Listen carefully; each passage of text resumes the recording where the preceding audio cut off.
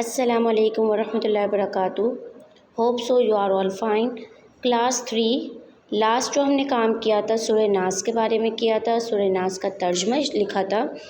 آج ہم جو آگے کام کریں گے سورہ ناس کے الفاظ معنی کریں گے، کچھ الفاظ کے معنی لکھیں گے تاکہ آپ ان کے معنی اور اچھی طریقے سے جان سکیں۔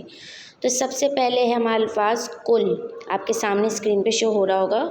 الفاظ معنی آپ ان کو اچھی طرح دیکھ لیجئے، پڑھ لیجئے، سمجھ لیجئے اور پھر اس کو اپنی کاپی میں فل کر دیجئے، ٹھیک ہے۔ تو سب سے پہلے ہمارے سامنے ہے کل۔ کل مطلب کہو، جو ہم بات کہتے ہیں سنتے ہیں اسے کل کہتے ہیں، تو کل کا مطلب ہے کہو۔ ملک، ملک مطلب بادشاہ، جو ہمارا حقیقی معبود ہمارا بادشاہ ہے اس کے بارے میں ہے کل مطلب کہو، ملک مطلب بادشاہ۔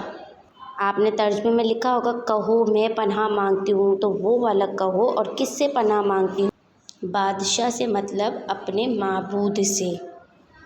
اس کے بعد ہے الوسواس۔ وسواس معنی وسوسہ ڈالنے والا۔ وسوسے کا ذکر آپ نے دیکھا ہے کہ قرآن اس صورت میں بار بار کیا گیا ہے، کیونکہ وسوسے کے اوپر ہی زیادہ اس پہ بات چیت ہے۔ تو الوسواس مطلب وسوسہ ڈالنے والا۔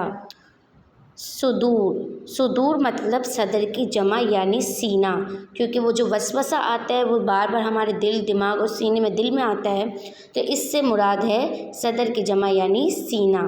اعوذ، اعوذ مطلب میں پناہ مانگتی یا مانگتا ہوں، کس سے؟ جو ہمیں وسوسہ ڈالتا ہے، وسوسہ ڈالنے والے کے شر سے۔ تو اعوذ کا مطلب ہے کہ میں پناہ مانگتا ہوں، لڑکیوں کے لیے مانگتی ہوں اور لڑکوں کے لیے مانگتا ہوں۔ الناس، الناس مطلب لوگ، جو ہم انسان ہیں وہ لوگ۔ الخناس، خناس مطلب بار بار پلٹ کر آنے والا، بار بار پلٹ کر آنے والے سے مطلب جو ہمارا وسوسہ ہمارے دماغ میں، ہمارے دل میں بار بار آتا ہے، تو اس کے بارے میں کہا ہے کہ اس کا مطلب ہے الخناس کا مطلب ہے بار بار پلٹ کر واپس آنے والا۔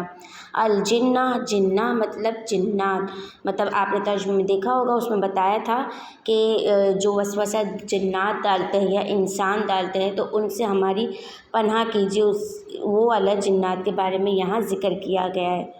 تو یہ الفاظ معنی آپ لوگ اپنی کاپی میں کر لیجیے۔